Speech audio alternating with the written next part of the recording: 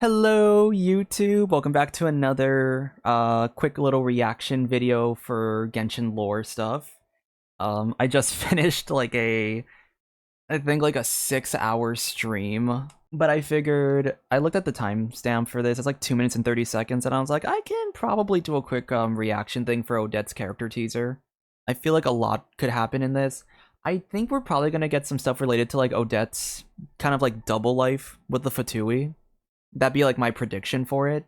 So yeah, we're just gonna react to the trailer, see if there's any lore stuff we can pick up. Afterwards, I actually do have a lore like kind of related to Odette, but maybe somewhat separated from her.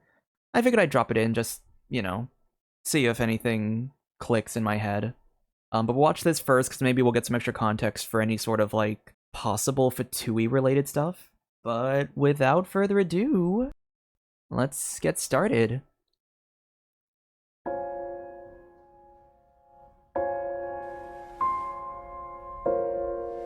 Odette, your technique is flawless. What you need to work on is conveying feeling and emotion.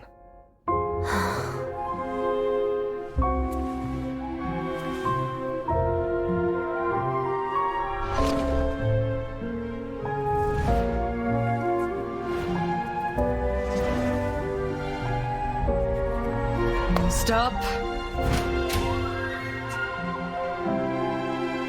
You're hiding behind other people's emotions, Odette. Show me how you feel.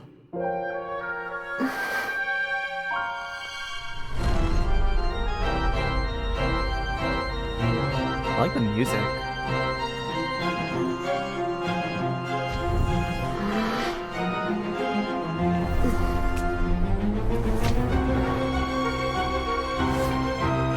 Oh. In this land of relentless snow and never-ending winter, what is there to feel? I feel anger, resentment, and hatred.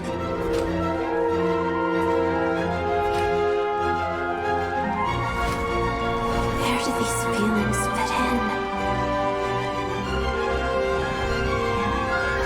On the stage.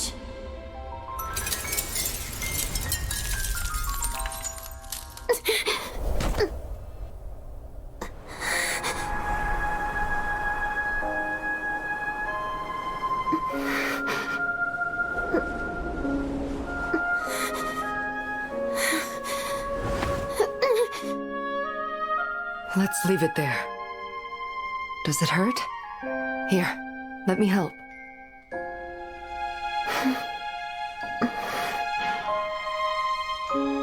Don't worry, Mom.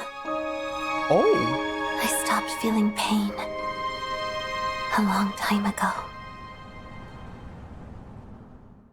I don't actually know a lot about the White Swan, Black Swan stuff. I don't know a lot about ballet. So a lot of this, I am sure there's a lot of details that are flying over my head. And I'm probably going to have to get more context when the Archon quest comes out. We'll probably get more like Odette backstory. I completely forgot that Odette was Rosalind's protege.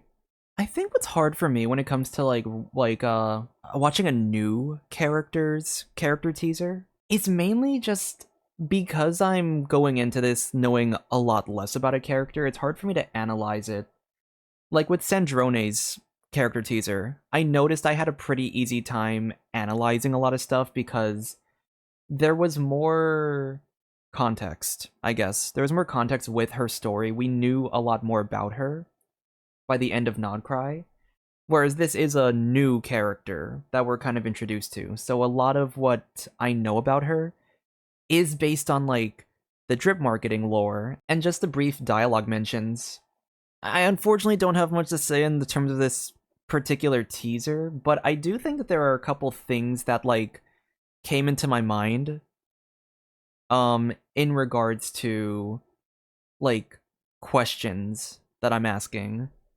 I'm definitely interested to see more of the dynamic of Odette and her mother, especially knowing that Odette's part of the Fatui. I wonder what kind of role the mom plays in the Fatui. If the mom has to know for sure.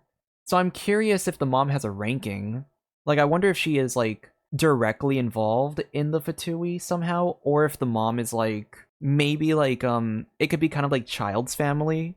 Everyone except for Tusser, I believe, knows that he's in the Fatui. I don't know if they know he's a harbinger, but they definitely know he's in the Fatui. I think Tusser, if I'm remembering correctly, Tusser is the only one who doesn't know that yet. So I'm curious if that's like Odette's situation. Like, Odette's in the Fatui, the mom knows, but she's not part of it herself. Or if maybe she's in the Fatui and the mom is as well. So that's how Odette got into it in the first place. Second thing I'm really curious about, I wonder how Odette's going to treat us when we come into Snezhnaya. Because while we didn't directly kill La Signora, that was Raiden in the end, we were like the catalyst that led to her death. I think it actually would play pretty well into the White Swan, Black Swan motif she's got going on. I think it'd be cool if she was like switching between kind of like a black and white mindset on how she feels about us, or us as in the Traveler. From this teaser, she clearly misses Rosalind. I'm sure she harbors at least some ill will towards the Traveler. I'm sure she also has this idea of like, but I get it. This is the risk of the Saritsa's mission. This is the risk of the being in the Fatui. I think I'd like to see that. I'd like to see her initially be like cordial with us and be like nice, but at the same time, like maybe as we're like getting to know her, we start to notice that she is being very like passive aggressive, or maybe she has some kind of like harsh personality around us, because once again, Traveler was the catalyst towards her like teacher's death. I just think that kind of storyline would like make her feel more human, you know? Every day people go through that kind of like mental struggle with certain issues. They are looking at a situation and having extremely mixed feelings about it. So I would like to see Odette have mixed feelings towards the Traveler based on the events of Inazuma. This next part's completely separated from the Odette teaser. This was just something I kind of noticed when I was watching. You know what, actually, let me pull up the Transcendence trailer. We have this man here, someone who is influential in the Fatui's like Project Stuja vote. And then later on we see that Odette comes in, ambushes this guy, and ends up swaying the vote to make him be like, I'm against extending Project Stuja. And what's really interesting, especially considering the fact that Odette is confirmed to be part of the Fatui, we're like, okay, Odette might have swayed this man's vote. I think the question I was asking is like, if she's part of the Fatui, why would she go against Project Stuja? So I was like thinking to myself, like, what's the reason? Because I don't think she's completely against the Fatui, but clearly there's some infighting going on. What if Odette is working with other Fatui members and possibly working with the House of the Hearth and Arlecchino to cause this shift in power? The reason I was kind of suspecting is because when we first got introduced to Project Stuja, it was pretty clear that they were not happy to be involved in the project. Paraphrasing kind of Lenny's dialogue, it was like, Project Stuja is a pretty big thing that they're trying to do, but also very dangerous, and a lot of House of the Hearth members could basically die in the process. I'm wondering if maybe they were like, enough is enough, you know? Too many members are dying, there's too much risk and too little reward. we need to take matters into our own hands and stop this process. I would only assume that there are so many other Fatui members that are also not happy to be part of Project Stuja. I also think it would make sense if the House of the Hearth was involved. The organization is based on attacking from the shadows, getting intel, doing things like spying, espionage, stealthy break-ins.